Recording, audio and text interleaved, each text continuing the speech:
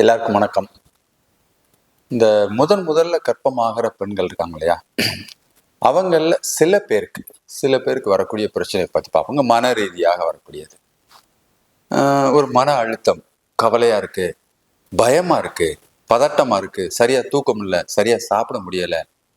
எதை நினைச்சு பயப்படுறாங்கன்னா, இந்த ஃபர்ஸ்ட் டைம் வருது இல்லையா கர்ப்பம், ஐயோ இந்த குழந்தைய நம்ம நல்ல விதமா பிறந்துருமா, இல்லை ஏதாவது ஆயிடுமா, இப்போ சிசேரியன்கிறாங்களே, சிசேரியனா என்ன செய்யும், அறுவை சிகிச்சை பண்ணுவாங்களே, அதை நினைச்சு பயமா இருக்கும். ஆப்ரேஷன் பண்ணாங்கன்னா வலிக்குமா. ஸோ அந்த குழந்தை பிறக்க போறதை நினைச்சு, அறுவை சிகிச்சை நினைச்சு, ஃபியூச்சர் நினைச்சு, இந்த குழந்தைய நல்லா வளர்த்துருமான்னு சொல்லிட்டு சுத்தி சுத்தி சுத்தி அந்த குழந்தைய பற்றிய சிந்தனை, அதுவே ஒரு நெகட்டிவ் தாட்ஸ், எதிர்மறையான சிந்தனைகளோட இருக்கக்கூடிய ஒரு மன ரீதியான பிரச்சனை சில பேருக்கு வருதுங்க. சரியா? இப்ப அந்த மாதிரி வர்றவங்கல்ல பெரும்பாலும் என்ன பண்ணாங்கன்னா, அவங்களாகவே செல்ஃப் லிமிட்டிங், அவங்களாகவே என்ன பண்ணுவாங்க, தன்னைத்தானே சமாதானப்படுத்திக் கொள்ள முடியும். சில பேரால் அதுல இருந்து ரிலீஃப் ஆக முடியும். சில பேர் ஃபேமிலி மெம்பர்ஸ் ஒரு சப்போர்ட் கொடுத்து, ஒரு ஆலோசனை பண்றோம், ஒரு அட்வைஸ் பண்றோம், அல்லது ஒரு சஜஷன் சொல்றோம், இல்ல அவங்க டைவெர்ட் பண்றோம், அந்த மாதிரி ஏதாவது பண்ணானாலும் சில பேருக்கு என்ன ஆகும், அந்த மன அழுத்தம், மன பயத்திலிருந்து விடுபட முடியும். ஒரு ரீஅஷூரன்ஸ் கொடுக்குறாங்க ஃபேமிலி மெம்பர்ஸ்.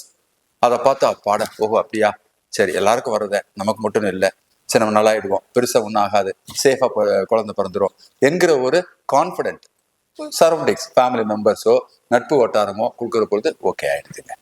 சில பேருக்கு என்ன ஆகுதுன்னா, அவங்களாலையும் சமாதானமாக முடியல, ஃபேமிலி மெம்பர்ஸ் நண்பர்கள் சொல்ற விஷயங்களும் அவங்களால ஏத்துக்க முடியல, அதை தாண்டி அதீதமான மன அழுத்தம், டிப்ரெஷன், அதீதமான மன பயம், பதட்டத்துல இருந்தாங்க பாத்தீங்களா, அவர்களுக்கு நிச்சயமாக மருத்துவ சிகிச்சை தேவைப்படுங்க. மருத்துவ சிகிச்சைன்னு ஒண்ணு நிறைய பேருக்கு பயப்படுறாங்க. ஏன்னா என்கிட்ட வருகிறக்கூடிய கிளையன்ஸ்ல பல பேர் சொல்ற விஷயம் என்னன்னா, ஐயோ எங்க ஃபேமிலிக்கு தெரிஞ்சிடக்கூடாது, கணவர் வீட்டாருக்கு தெரிஞ்சுன்னா மருந்து போட்டோன்னா குழந்தைக்கு ஏதாவது பாதிப்பு வந்துடும். காமனா நினைக்கிற பயப்படுற ஒரு விஷயம் என்னன்னா, ஆங்கில மருந்து கர்ப்பமா இருக்கு மேல போட்டா குழந்தைக்கு பாதிப்பு வந்துடும், குழந்தை குறையோட பிறந்துடும், ஏதாவது ஒண்ணு ஆயிடும் என்கிற பயம்.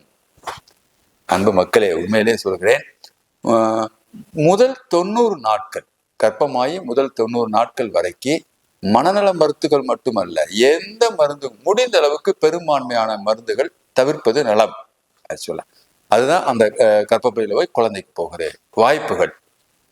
ஒரு 90 நாளை கடந்ததுக்கு அப்புறம் பாத்தீங்கன்னா, மனநலம் சார்ந்த மருந்துகள் பெரிதாக குழந்தையை அந்த கர்ப்பக்குள்ள போய் பாதிப்பை ஏற்படுத்துவது இல்லை, பயப்பட வேணாங்க.